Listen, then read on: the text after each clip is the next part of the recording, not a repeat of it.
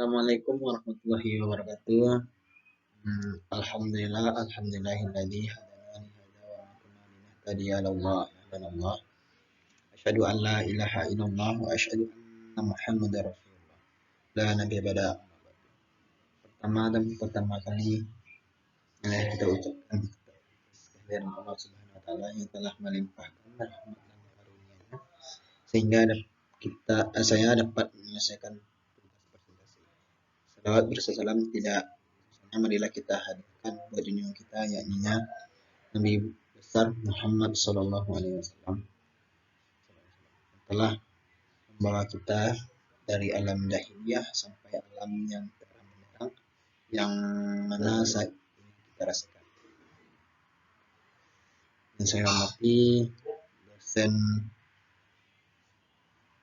aspek hukum, etika profesi dan komunikasi bisnis yaitu Bapak Insinyur Dharma Hendra ST MT IPP dan rekan-rekan saya itu kelas 3 teknik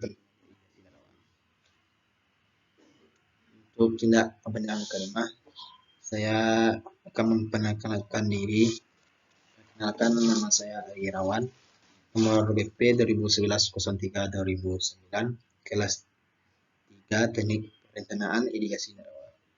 Baiklah, kali ini saya akan mempresentasikan tugas yaitu etika dan hukum dalam bisnis. Itu mata kuliah aspek hukum, etika profesi dan komunikasi bisnis. Nah, saya akan memulai presentasi saya pada kali ini. Etika dan hukum dalam bisnis. Etika dipandang sebagai state of the art hukum, yaitu di mana pedoman perilaku yang ada saat ini ditafsirkan ke dalam hukum dan digunakan sebagai pedoman selanjutnya untuk masa yang akan datang. Hukum akan mengkodifikasi harapan dari etika dalam melaksanakan kegiatan bisnis. Meskipun disadari tidak semua harapan etika tersebut dapat dipenuhi oleh hukum. Norma etika memang bersifat dinamis, tetapi begitu ia dituangkan dalam ketentuan hukum sifat dinamis menjadi berkurang bahkan mungkin menjadi statis. Maka di sini hukum tentunya harus memperhatikan pula apabila adanya perubahan-perubahan fungsi hukum sebagai lainnya. Pelaku bisnis mempunyai peran dalam menumbuhkan bisnis yang berbudaya, bermoral, dan taat sadar hukum. Kesadaran hukum harus dapat merata di antara pelaku bisnis, para eksekutif, para birokrat yang didukung pula oleh faktor lingkungan yang sehat dalam berbisnis. Sehingga budaya bisnis yang baik, sehat, tetap terjaga dan terpelihara. Etika bisnis berdasarkan nilai-nilai Pancasila. Perspektif Pancasila sebagai landasan pembentukan etika bisnis diperlukan untuk yang pertama itu pembentukan etika bisnis yang sesuai dengan kondisi bangsa. Yang kedua, penegakan demokrasi ekonomi yang sejalan dengan nilai-nilai Pancasila dan Undang-Undang Dasar 1945 di dalam pasal 33. Yang ketiga itu memberikan perlindungan pada usaha mikro, kecil khususnya. Selanjutnya itu aliran dalam etika. Yang pertama aliran utilitarianisme. Baik atau buruk setiap tindakan diukur dari apakah tindakan itu menghasilkan kesenangan atau kebahagiaan dan kemanfaatan yang terbanyak dengan pengorbanan sedikit. Yang kedua itu aliran deontologi, yaitu baik atau buruk setiap tindakan tidak diukur dari hasilnya, tetapi merupakan kewajiban moral atau tugas yang bersumber dari kehendak secara mandiri. Selanjutnya, sumber nilai-nilai etika. Terdapat sumber nilai-nilai etika dalam komunitas. Yang pertama itu agama, yang kedua filosofi, yang ketiga pengalaman dan perkembangan budaya. Yang keempat itu hukum. Selanjutnya pengertian hukum. Hukum yaitu sebagai suatu perangkat kaidah dan asas-asas yang mengatur kehidupan manusia dalam masyarakat. Mencakup pula lembaga dan proses yang diperlukan untuk menunjukkan hukum itu dalam kenyataan. Menurut Profesor Dr. Mokhtar Kusumaja, SH, LLM. Selanjutnya, pengertian bisnis. Keseluruhan kegiatan usaha yang dijalankan oleh orang atau badan secara teratur dan terus-menerus, yaitu berupa kegiatan mengadakan barang-barang atau jasa-jasa maupun fasilitas-fasilitas untuk diperjualbelikan, dipertukarkan atau disewakan dengan tujuan memperoleh keuntungan.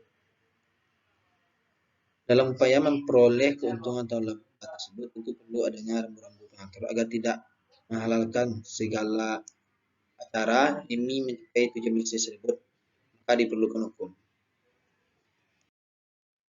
Selanjutnya, macam-macam sistem hukum. Pertama, sistem hukum Eropa kontinental.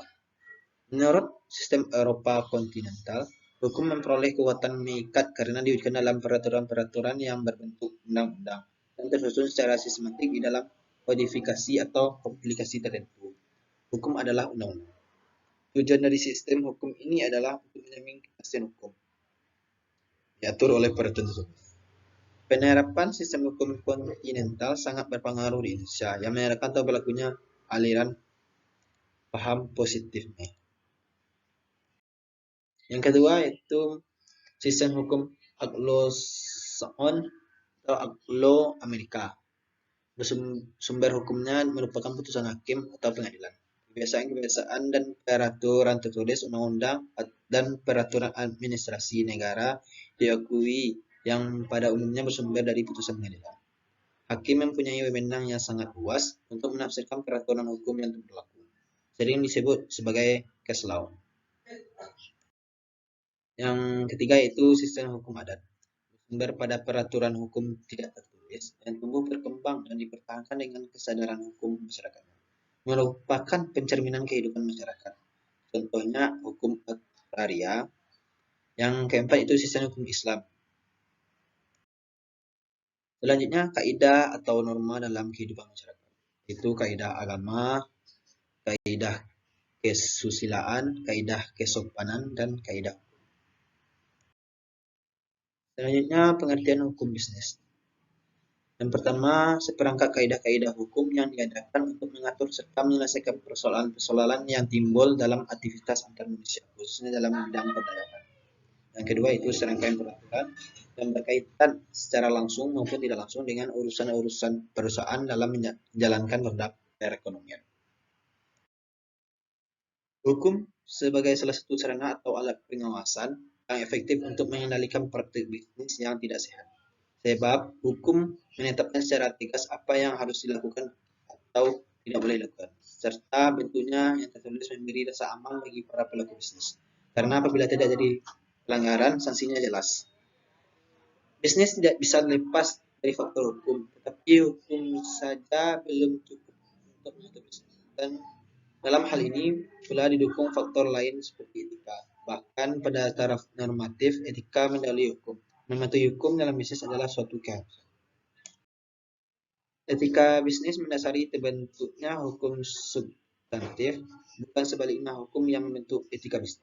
Etika sebagai bagian atau cabang dari filsafat yang mempelajari tentang tingkah laku manusia mengenai baik dan buruknya dalam kehidupan sosial. Filsafat hukum mempelajari tentang hakikat hukum, juga merupakan cabang filsafat. Kedua, pada dasarnya sama-sama membahas mengenai aturan tingkah laku manusia dalam kehidupan masyarakat dan dipraktekkan dalam kehidupan masyarakat. Etika berkaitan dengan tentang apa yang benar dan apa yang salah, sedangkan hukum cenderung dapat diselesaikan sebagai masalah legal atau ilegal. Tidak semua etika diatur secara penuh oleh hukum, karena etika terus berkembang dalam kehidupan masyarakat yang mencerminkan pemikiran masyarakat dalam membangun etika bisnis, sedangkan hukum bersifat terbatas.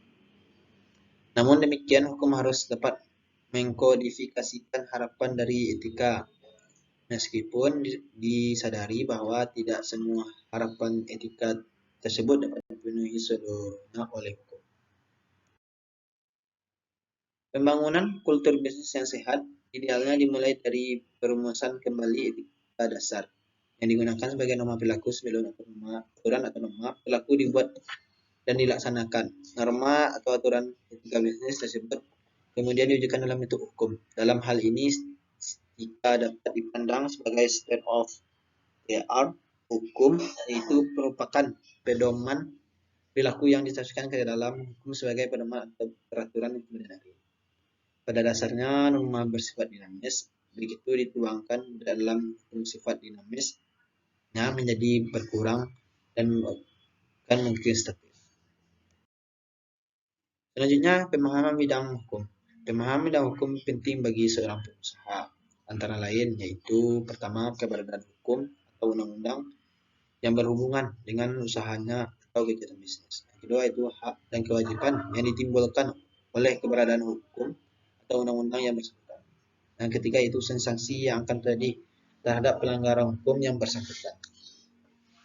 Yang keempat itu memanfaat keberadaan hukum tersebut sebagai pertimbangan bagi pengusaha dan pihak-pihak yang lain yang terkait. Selanjutnya, landasan hukum bisnis. Landasan ideal itu Pancasila, landasan konstitusional itu Undang-Undang Dasar 1945 dalam pasal 33 dan pasal 26 ayat 2. Ketentuan hukum lainnya, yang pertama itu hukum perdata, yaitu KUH Perdata dan KUH Dagang. Yang kedua itu hukum pidana, yang ketiga undang-undang perpajakan dan peraturan pelaksanaannya. Yang keempat itu undang-undang perseroan terbatas dalam Undang-Undang Nomor 1 Tahun 1995. Yang kelima itu undang-undang anti monopoli dan persaingan usaha tidak sehat. Terdapat dalam Undang-Undang Nomor 5 Tahun 1999. Yang keenam itu undang-undang perlindungan konsumen, terdapat dalam Undang-Undang Nomor 8 Tahun 1999. Itu hukum dagang. Yang ke-8 hukum ketenaga kerjaan dan peraturan pelaksanaan. Yang ke-9 itu undang-undang haki, terdapat dalam Undang-Undang Nomor 14 Tahun 2021 tentang paten. Yang kedua Undang-Undang Nomor 15 Tahun 2001 tentang merek. Selanjutnya Undang-Undang Nomor 19 Tahun 2002 tentang hak cipta. Yang ke-10 itu undang-undang tentang rahasia dagang, terdapat dalam Undang-Undang Nomor 30 Tahun 2000. Selanjutnya undang-undang kepailitan dan peniadaan kewajiban pembayaran utang, terdapat dalam Undang-Undang Nomor 37 Tahun 2004. Selanjutnya undang-undang perkoperasian, Undang-Undang Nomor 25 Tahun 1992 dan undang-undang tindak pidana pencucian utang, terdapat dalam Undang-Undang Nomor 15 Tahun 2002 dan Undang-Undang Nomor 25 Tahun 2003. Selanjutnya itu peraturan daerah. Tujuan dan fungsi hukum. Apa yang hendak dicapai oleh hukum? Yang pertama itu ketertiban, keadilan, dan kepastian. Fungsi hukum adalah sebagai alat atau sarana dalam mencapai tujuan hukum. Sarana menciptakan pertama itu ketertiban, keadilan, dan kepastian. Sarana mengubah perilaku masyarakat. Hukum sebagai sarana pembaruan masyarakat. Pentingnya penegakan hukum dalam kegiatan bisnis. Penegakan hukum bahkan menjadi prasyarat bagi terciptanya pembangunan ekonomi atau bisnis.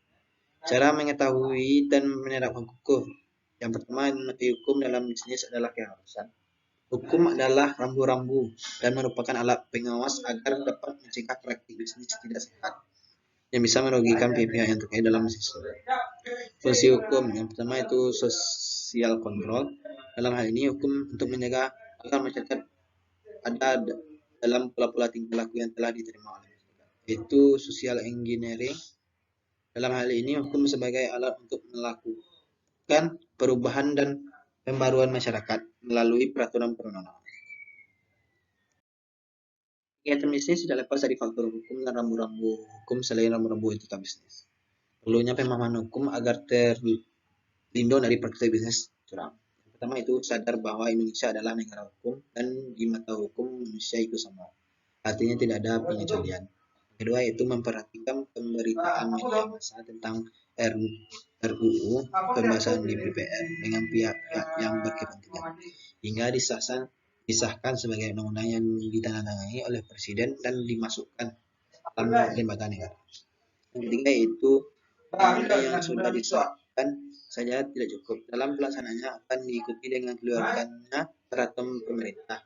Sebagai bentuk teknisinya pelaksanaannya, kemudian apabila menyangkut hal-hal detail dan teknis akan diikuti dengan dikeluarkannya keputusan menteri atau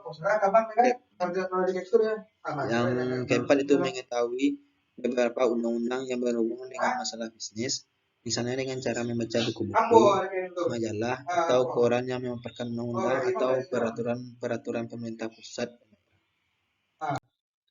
Yang kelima itu apabila bersangkutan perkara yang menyangkut masalah baik perdata maupun pidana, untuk menghadapi jalannya perkara sejak pengaduan, pemeriksaan sampai dengan pengadilan. Sebaiknya memanfaatkan jasa pengacara atau lembaga bantuan hukum LBH agar tidak dirugikan karena keterbatasan pengetahuan kita tentang hukum, jalur-jalur hukum, proses hukum, dan sebagainya. Yang keenam itu jangan mencoba-coba untuk mengelabui atau melanggar hukum, baik sengaja atau tidak disengaja, dengan sebab ketidaktahuan kita, karena hukum harus tetap dilaksanakan atau diterapkan beserta sanksi-sanksinya. Yang ketujuh itu dalam usaha harus mengetahui syarat-syarat hukum yang menjadi landasan usaha tersebut beserta persyaratan yang terkait. Yang kedelapan itu hati-hatilah dalam membuat perjanjian atau kontrak dengan pihak lain. Jangan sampai kita dirugikan atau kena jebakan yang secara hukum adalah sah sifatnya, tetapi secara faktual sangat merugikan kita, atau membuat perjanjian yang akan melanggar hukum. Entahlah nasihat atau saran dari penasihat hukum dan dari yang sudah berpengalaman.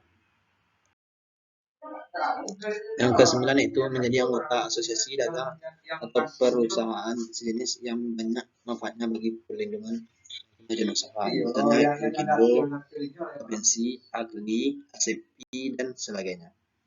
Perlu baca dan simaklah kasus-kasus hukum aktual yang meliputi pelanggaran hukum oleh pengusaha, perselisihan hukum di antara pengusaha yang dimuat di surat kabar, majalah, buku, dan lain-lain, agar kita bisa mengambil pelajaran dan manfaat dari kasus tersebut.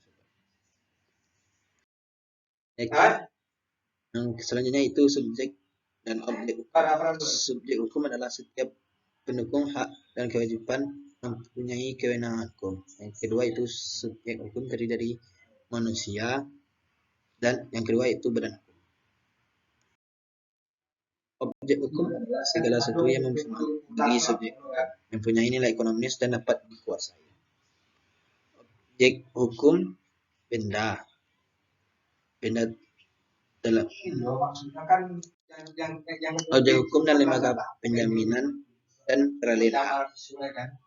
Yang pertama lembaga gadai, yang kedua fidusia, yang ketiga hak tanggungan, yang keempat itu APHT atau pemberian hak tanggungan.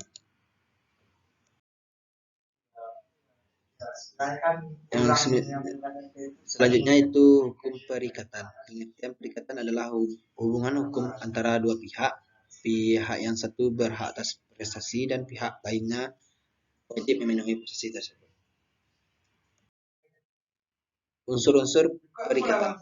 Satu, adanya hubungan hukum. Yang kedua itu adanya pihak-pihak. Yang ketiga itu adanya prestasi. Prestasi yaitu berbuat sesuatu, tidak berbuat sesuatu, dan memberikan sesuatu. Selanjutnya sumber perikatan. Pertama, ketetapan undang-undang. Yang kedua, perjanjian. Pengertian perjanjian adalah perbuatan hukum antara satu orang atau lebih mengikat dirinya terhadap satu orang lain atau lebih. Dalam pasal 1313 KUHP Perdata, bentuk perjanjian itu tertulis dan tidak tertulis.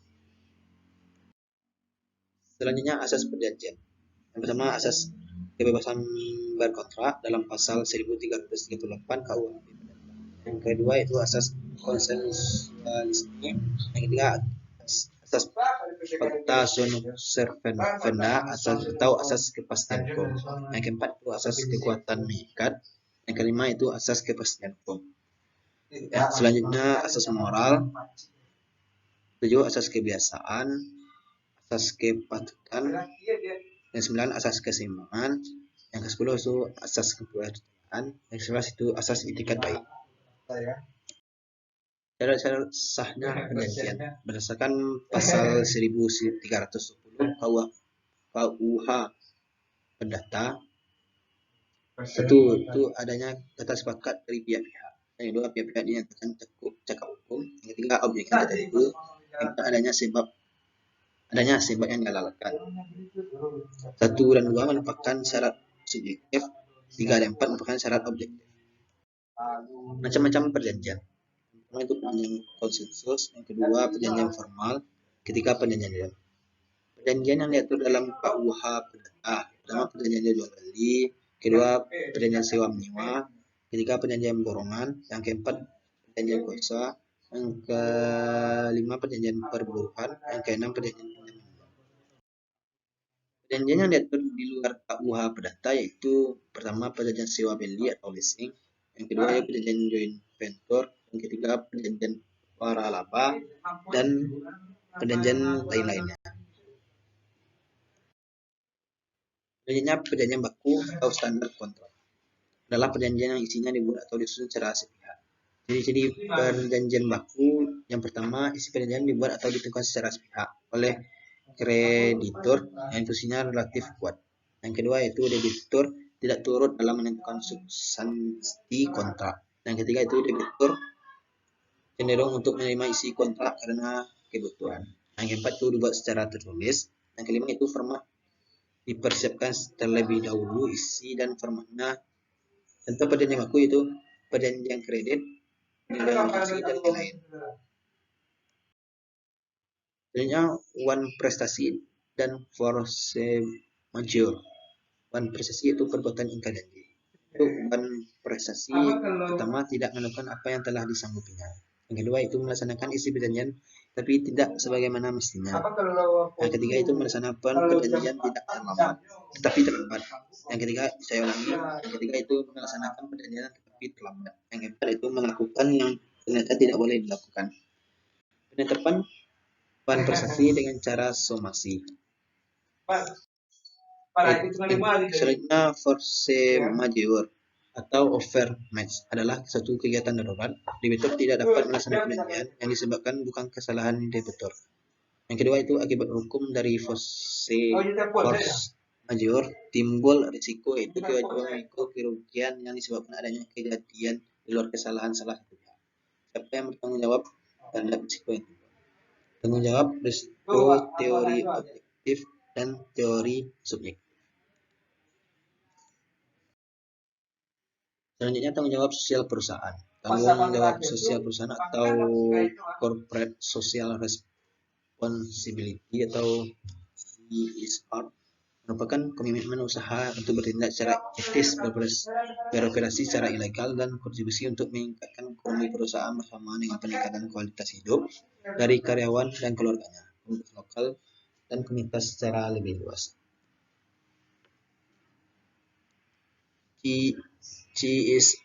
CSR menurut The World Business Council for Sustainable Development atau WBCSD yaitu komitmen bisnis untuk berkontribusi dalam pembangunan ekonomi berkelanjutan, bekerja dengan karyawan perusahaan tersebut, komunitas setempat, dan komunitas secara keseluruhan dalam rangka meningkatkan kualitas kehidupan.